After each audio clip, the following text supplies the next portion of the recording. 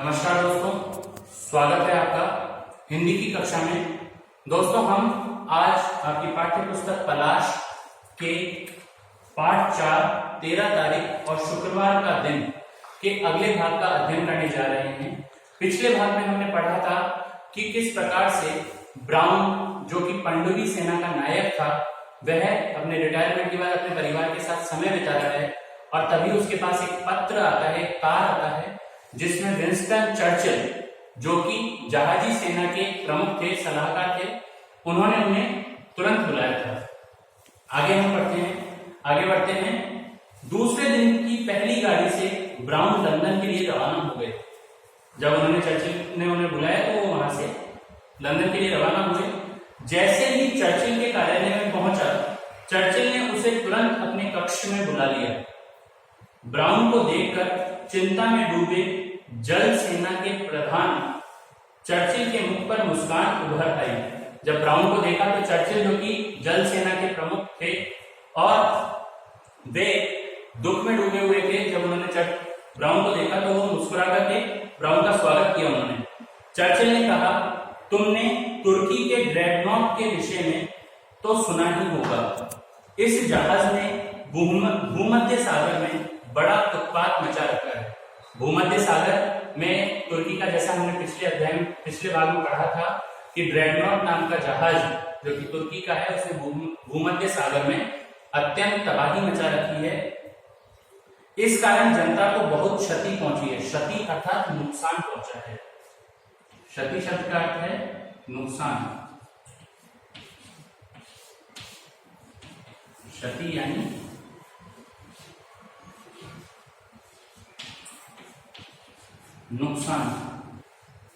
नुकसान पहुंचा है। केवल तुम ही इस उत्पाद को रोक सकते हो। क्या तुम अपनी मातृभूमि के लिए यह करोगे? ब्राउन चर्चिल को अपनी मातृभूमि के प्रेम को जागृत करने के लिए कहता है और कहता है कि उसे तुम्हें रोकना होगा। ब्राउन ने सहमति में सिर हिला दिया। सहमति अर्थात हाँ कहते हुए सिर हिला दिया। मुझे तुमसे यही उम्मीद थी ब्राउन। आओ तुम्हें एक पनडुब्बी दिखाता हूं। पनडुब्बी यानी सबमरीन, जो कि पानी के भीतर चलती है, उसे कहा जाता है। उसी को लेकर तुम्हें अपने साथियों के सहित यात्रा करनी पड़ेगी। तुम्हें इन साथियों के चुनाव का अधिकार होगा। चर्चिल ने उनसे कहा कि जो साथी तुम्हारे साथ उस यात्रा पर जाएंगे, तुम्हें उनको चुनने का अधिकार होगा कि तुम्हारे साथ कौन कौन से साथी जा सकते हैं। इनमें से अधिकतर पेंशन प्राप्त नाविक होंगे, यानी कि अधिकतर जो नाविक, नाव चलाने वाले जो हैं, वो होंगे जो कि पेंशन प्राप्त कर रहे हैं, अर्थात रिटायर हो चुके हैं। ब्राउन ने हामी भरी। हामी अर्थात हाँ भर दी। हाँ में जवाब दे दिया। चर्चिल उसे वह पनडुब्बी दिखाने के लिए ले गए, जिसके द्वारा तुर्की के उस ड्रेडनॉट को ध्वंस करने की योजना बनाई गई थी। ध्वंस का मतलब है नष्ट।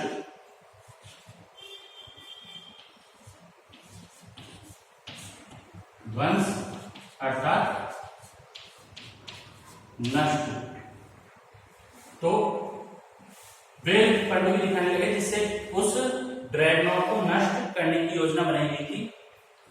वह पनडुब्बी जहाजी कारखाने के बाड़े में एक तरफ समुद्र के किनारे पड़ी थी। जहाजी कारखाना अर्थात वह जगह है जहां पे जहाजों का निर्माण होता था, पानी के जहाजों का। उस जगह के बारे में बताइए कि वहां पे वह समुद्र के किनारे पड़ी हुई थी। यह एक बेकार पनडुब्बी थी जो जहाजी बेड़े से निकाली जा चुकी थी। जो जहाजी सेना का समूह था, बेड़ा अर्थात समूह।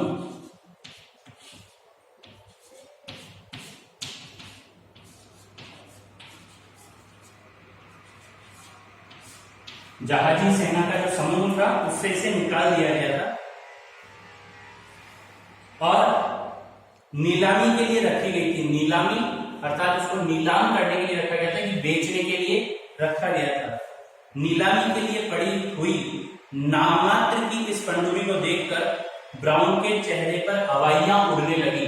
अर्थात हवाइयां उड़ने लगी, ये एक मुहावरा है। हवाइयां उड़ना अर्थात परेशान होना। ब्राउन उस पनडुब्बी को देखकर परेशान होने लगा। हमारे पास केवल यही एक पनडुब्बी है, चर्चिल ने कहा। चर्चिल ने बोला कि हमारे पास तो केवल एक यही पनडुब्बी बची है। यह तो बिल्कुल खस्ता है। खस्ता है अर्थात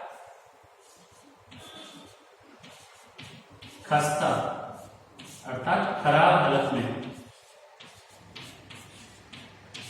खराब हालत में। तो उसने कहा कि ब्राउन ने कहा कि ये तो बहुत खराब हालत में है। ब्राउन ने निराशा भरे स्वर से कहा, दुखी होते हुए कहा। कुछ समय बाद वह धीमे परंतु दृढ़ स्वर में बोला, लेकिन थोड़ी देर सोचने के बाद वो ब्राउन ने दोबारा कहा, मैं मातृभूमि की आज्ञा का पालन करूंगा। इस पनडुब्बी से तुर्की के ड्रेडनॉट का विध्वंस किया जाएगा, अर्थात उसे नष्ट किया जाएगा। चर्चिल हर्षमग्न हो गए और बोले, इस नौका को जितनी और जैसी मरम्मत हो सकती है तुरंत करवाता हूं। चर्चिल भी खुश हो गए और उन्होंने कहा कि इस पनडुब्बी को जितनी मदद की जरूरत है और जितनी इसकी मरम्मत यानी सही करवाने की जरूरत है वो मैं तुरंत करवाता हूं। चर्चिल से मिलकर ब्राउन घर लौट गए। कुछ दिनों बाद चर्चिल का तार आया कि तुम्हें 13 दिसंबर शुक्रवार के दिन तुम्हें कूच करना है। कूच करना है अर्थात रवाना होना है।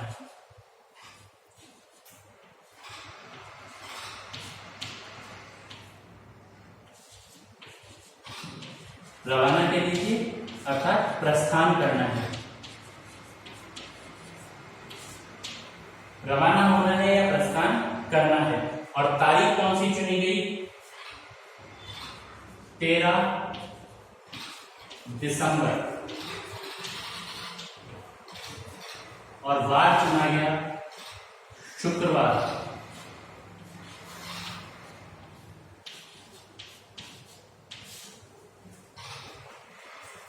साथियों का चुनाव इससे पहले कर लो।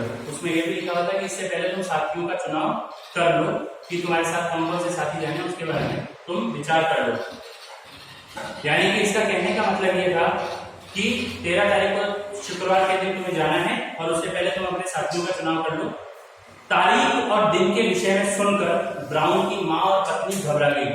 जो तारीख थी 13 दिसंबर और शुक्रवार, उसको सुनकर के उनकी पत्नी और माँ घबरा गई। उनके अनुसार ये दिन और दिनांक दोनों ही मनहूस थे।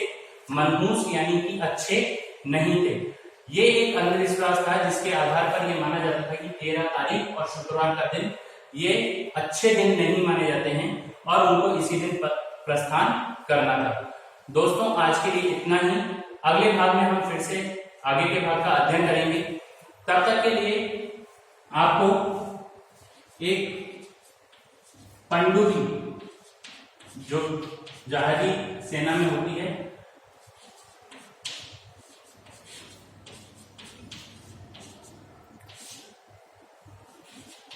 पनडुब्बी का आपको एक पोस्टर बनाना है।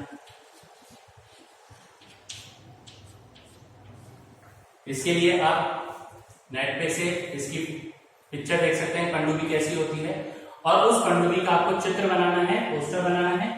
ठीक है दोस्तों, धन्यवाद। आज के लिए इतना ही। फिर मिलेंगे अगले भाग में, पार्ट 4 के शेष भाग में। धन्यवाद।